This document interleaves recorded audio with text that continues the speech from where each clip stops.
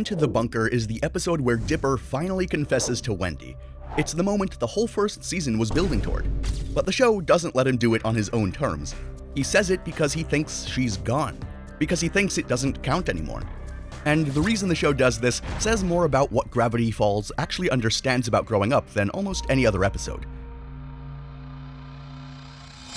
So the episode opens with Dipper at Wendy's house watching a bad horror movie, and he's trying to work up the nerve to say something. And he just can't. He chickens out. And in the process of chickening out, he accidentally lays down on her bra and panics. And we cut to the opening theme. Now, you probably already know that Alex Hirsch based most of his characters on real people. Dipper is Hirsch's memory of himself as a kid, the neurotic overthinker who carried 16 disposable cameras everywhere because he didn't trust himself to remember things. Mabel is based on his twin sister Ariel. She really wore ridiculous sweaters, really had a different crush every week. Even Stan is based on their actual grandfather. Hirsch took his whole childhood and built a show out of it, and every detail in this show, down to the smallest gag, tends to come from somewhere real. Even the bra moment is intentional.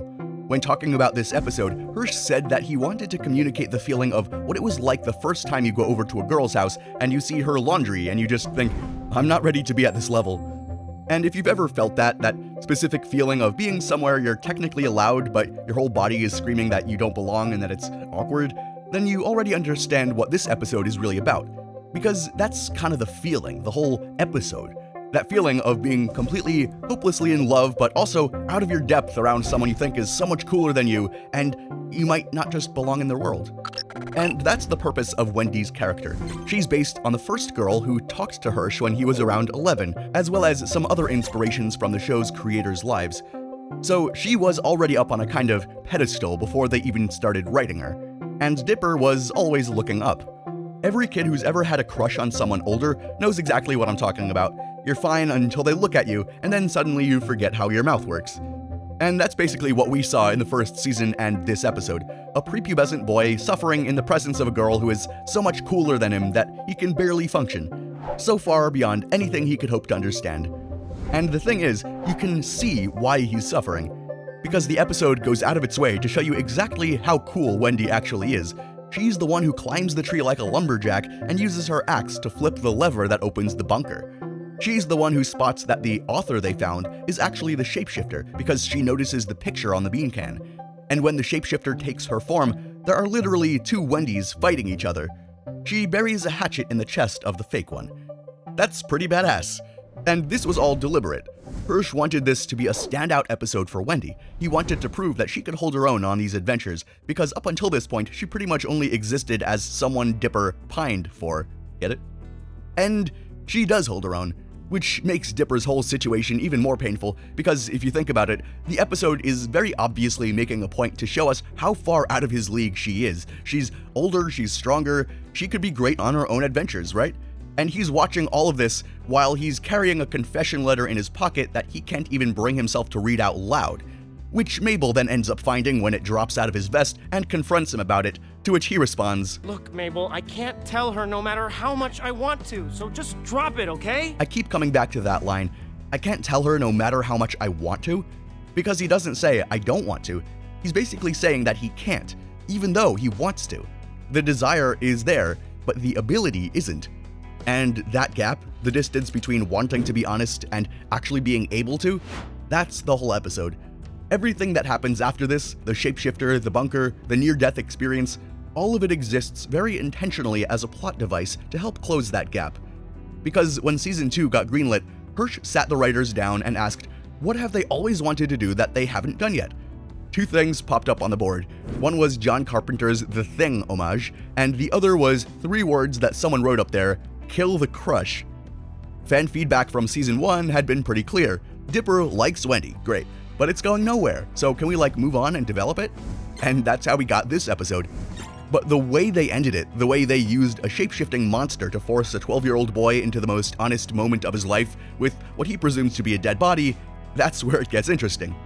Hirsch has talked about why The Thing works as a movie. He says the shapeshifter in that film is just a tool to catalyze stress between all the other characters. The monster is really the pressure. Without the shapeshifter, Dipper never is pressured to confess. So the show literally had to build a creature, drop these kids underground, and fake kill Wendy just to force a 12-year-old boy to come out with his feelings. Like, the emotions of this 12-year-old boy are so heavy that nothing short of a life or death situation can crack them open. He just wasn't ready to be honest without it. And then we finally get to the confession scene itself. The shapeshifter takes Wendy's form and looks like she's dead. Dipper finds her, and as he fights through tears, he finally says it. I was too scared, and now you could be hurt or worse, and I never even got a chance to tell you. I'm like, in love with you, Wendy. And then, of course, the real Wendy is standing right behind him. She heard all of it. Now, after the monster gets dealt with and they're back above ground, Wendy brings it up. In the DVD box commentary for the episode, Hirsch and Rob Renzetti say that they rewrote this scene like 5 times, testing different versions of the lines, throwing them out, trying again, because they didn't want it to feel like a cheap romantic comedy. It was supposed to feel like what it actually feels like when you're 12 and you just said the most terrifying thing you've ever said, and now you're standing there waiting to find out if your life is over. And the real tension in this scene was never about romance. The actual question was, will they still be friends after this? What will it develop into? Because there is a very real version of this conversation where Wendy just pulls away, where she tells him this is too weird and maybe they need some space. That would be a legitimate outcome. And for Dipper, the kid who literally just said he'd rather stay silent forever than become another guy she hates, that was the actual nightmare. But Wendy doesn't do that. She tells him the truth warmly and clearly. She's flattered. She's too old for him though, and she would throw herself into the bottomless pit before she'd ever let them stop being friends.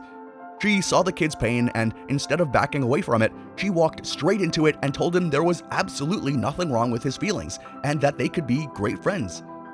If you want a deeper look at Dipper and Wendy's full arc over the show, I broke that down in a previous video about how to deal with one-sided love, so go check that one out. Anyway, there's a moment near the end that I think says everything the show wants you to walk away with.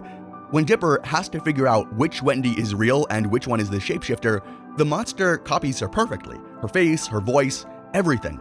But the real Wendy uses their inside gesture, that zip your lips thing from The Inconveniencing. Something that exists just between the two of them. The shapeshifter can become anyone, it can look like whoever you want it to look like, but it can't fake the memories and all the stuff two people have actually built together. And that is what survives this episode. Not the crush, the real person underneath it.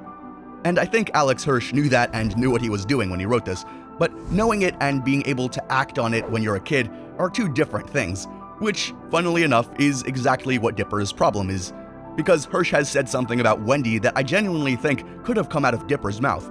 In the DVD box commentary for the episode The Inconveniencing, he said that they wanted to honor her so much that they couldn't figure out the right episode for her to do it in, because they didn't want to mess her up.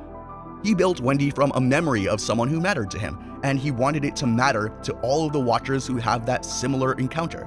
And then he couldn't figure out how to write her a full story that made her a full person because he placed her too high on a pedestal to actually touch and was afraid of degrading it. Not using Wendy more as a fully fleshed out character beforehand is apparently one of his biggest regrets from the entire show. They proved right here in this episode that she could carry her weight, and then barely gave her another chance to do it again until Weird Mageddon, because the memory behind her felt too important to risk getting wrong and spoiling. Dipper spent a season building clones and stealing time machines to avoid one honest conversation with someone he put on a pedestal, and Hirsch spent a show protecting a character from being messed up because she was built from a real memory that he'd put on one too. The creator got stuck in the same loop as his own character, too afraid of ruining something precious to just engage with it honestly and build her up a bit more so that this moment might have felt more solid. And this episode is the one where at least one of them broke out of this cycle and gave their character some more depth. Dipper spent a full season hiding behind schemes because he was convinced the truth would ruin everything. And the truth did change things, don't get me wrong, but it didn't destroy anything besides for illusions and fantasy. It made things real. The friendship that exists after the confession is stronger than the crush ever was, more real, more solid. It's built on something both of them actually communicated out loud instead of something that one of them kept hidden inside their own mind. Hirsch could write that because he didn't treat being 12 like something to look back on and laugh at. It's part of your life. It's part of the journey. He treated puberty, the awkwardness, the terror of liking someone so far above you in your mind that you can't even function, He treated it as something that deserves to be taken seriously, as a learning moment in everyone's lives. He put a 12-year-old boy's worst fear on screen and didn't make fun of him for having it. It's normal. He just let the kid feel it and showed the journey. And the episode doesn't end with Dipper getting what he wanted either. It's not that kind of story. It ends with him getting something he didn't know he needed, and things turn out great. It's his coming-of-age episode, and things turn out better than he really could have expected. And if you've ever been the kid who couldn't say the thing to the girl, or to the boy, or to whomever your Wendy was, you probably know the truth doesn't kill you, even though it's definitely scary at the time. Even when you'd rather confess to a shapeshifter than to the real person standing behind you, the truth just makes things real, and real is always better than whatever you were building in your head. Because in the last episode of the whole show, right before Dipper leaves Gravity Falls, Wendy swaps hats with him. The crush ended in a bunker, but the friendship made it to the last frame of the show, and would continue far beyond that. Alright, that's it for today's episode. I know you want to see more, and you can always see more on our channel, and you can also subscribe to see when the next one comes out. And if you haven't already seen it, I did a deep dive into Regular Show and what that show was really trying to say about growing up. Worth a watch. Links on screen.